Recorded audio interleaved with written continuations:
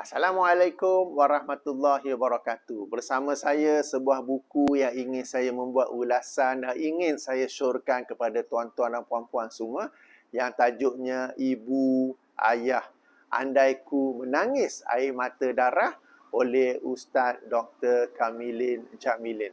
Ustaz Dr. Kamilin Jamilin, ya. Mungkin nampak terbalik sebab saya guna phone forward camera ataupun selfie. Telah pun saya select mirror tak mirror apa, tapi dia terbalik juga, ya. Okey.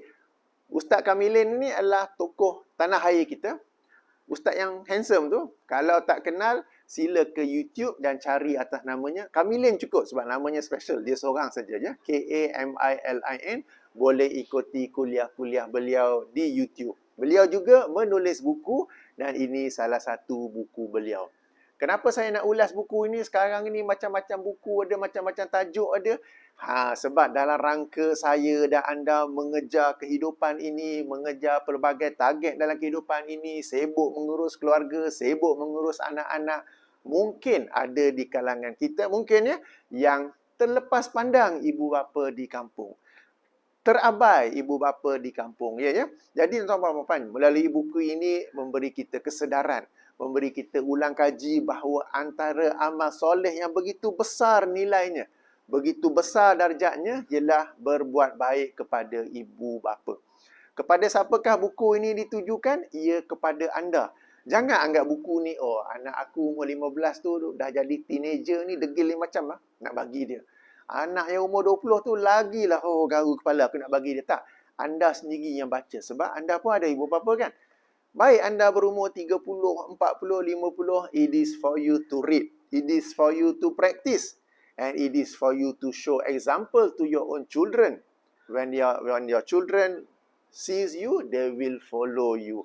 Apabila anda sendiri berbuat baik kepada ibu bapa, anak-anak akan memerhatikan anda dan mengambil teladan daripada anda, dan mereka juga akan buat baik kepada anda.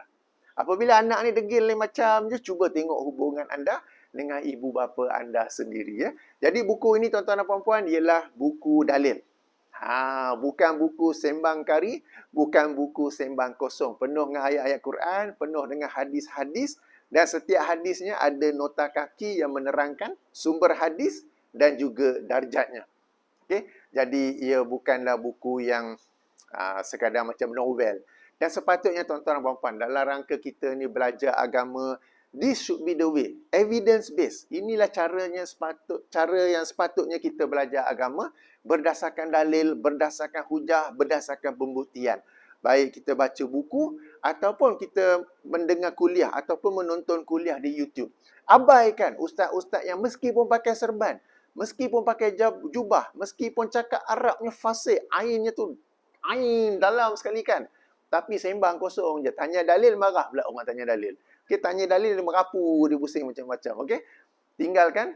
Kita beralih kepada manhaj, metodologi, belajar agama, praktik agama berdasarkan ilmu, berdasarkan dalil. Pun begitu, meskipun buku ini buku dalil, ia bukanlah buku yang berat. Bukanlah buku rocket science. Bukanlah bila baca garu kepala, ya. Ia tetap mudah untuk dibaca. Baik. Dan dalam buku ini ada satu bab yang menarik. Okey. Yang tajuknya berbakti terhadap orang tua yang telah meninggal dunia. Okey, sebab tuan-tuan dan puan-puan, sebahagian kita, sebahagian anak-anak, bila ibu bapa hidup, dibiarkan sahaja. Dah meninggal dunia, baru menyesal, baru sedih, baru nak buat baik. Tapi tak tahu nak buat baik macam mana. Maka mereka pun ikut sunnah masyarakat. Padahal dalam topik yang sama, yang ini berbuat baik pada ibu bapa setelah mereka meninggal dunia, ada sunnahnya daripada Rasulullah SAW. Ada apa yang Rasulullah SAW ajar. Dan sunnah masyarakat ini, ia terbuka kepada perbincangan ataupun debate.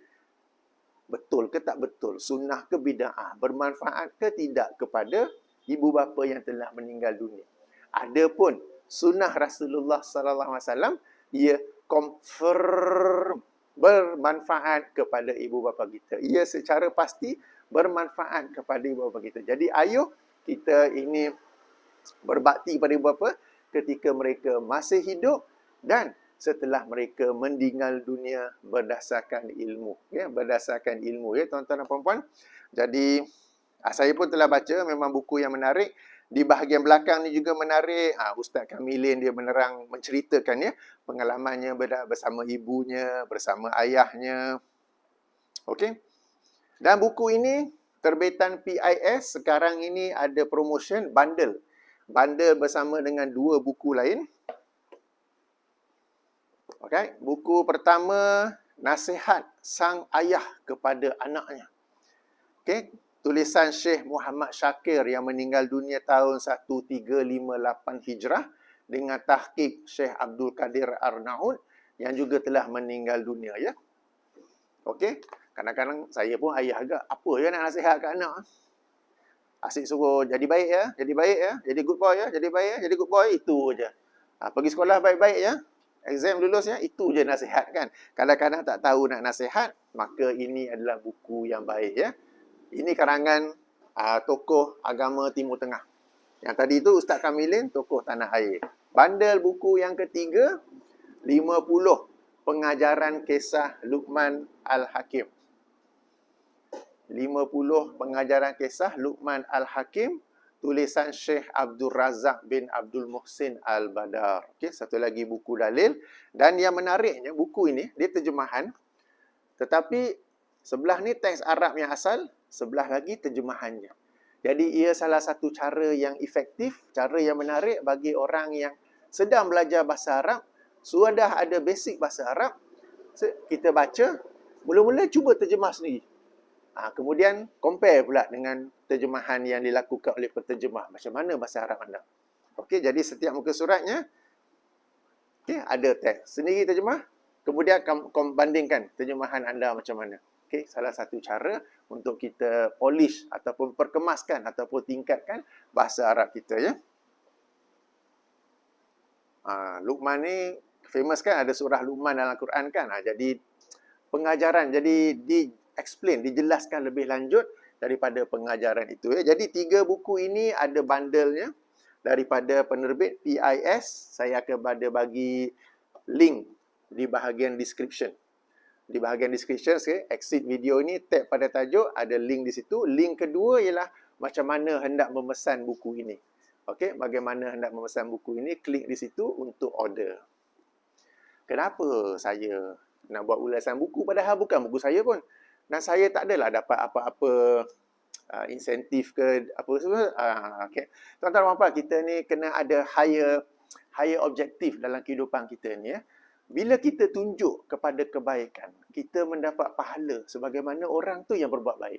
Sebagaimanalah sebuah hadis dalam Sahih Muslim ya. Ketika Rasulullah SAW bersiap sedia untuk pergi peperangan. Lalu ada seorang sahabat ni datang mengadu, "Ya Rasulullah, kuda ataupun tunggangan aku ini terlantar, tak tahu sakit ke, kaki patah ke, mati ke apa, dan aku tak ada tunggangan. Ada ekstra ke nak pinjam?" Ni bahasa saya lah, mudah. Ada ekstra ke nak bagi? Rasulullah jawab, "Saya pun tak ada tunggangan ekstra. Ada satu ni saja." Kemudian ada seseorang lain yang dengar. Lalu dia pun kata, "Wahai Rasulullah, aku mengetahui seseorang yang kalau tanya dia ada tunggangan ekstra untuk bagi pinjam." Maka Rasulullah mendengar demikian, okey pergi, dan Rasulullah bersabda, sesiapa yang menunjuk kepada kebaikan, maka baginya pahala sebagaimana pahala orang yang buat baik tu. Maknanya orang yang bagi pinjam kuda tu memang confirm dapat pahala. Tapi sahabat yang pergi recommend, ni ada orang ni dia ada ekstra kuda, dia jenis baik hati, dia boleh bagi pinjam, orang yang tunjuk itu pun dapat pahala. Jadi saya tak ada apa-apa kepentingan dalam video ini, dalam ulasan ini, tapi moga-moga dengan saya menunjuk pada kebaikan, ini 3 buku yang bagus, okey. Saya menunjuk pada kebaikan, moga-moga dengan itu saya mendapat pahala sebagaimana kebaikan pahala yang diperolehi oleh para pengarang, para penterjemah dan mereka yang mengusahakan buku ini ya. Baik tuan-tuan dan puan, sehingga sini sahaja dahulu. Subhanakallahumma wa bihamdika asyhadu an la ilaha illa anta astaghfiruka wa atubu ilaika. Assalamualaikum warahmatullahi wabarakatuh.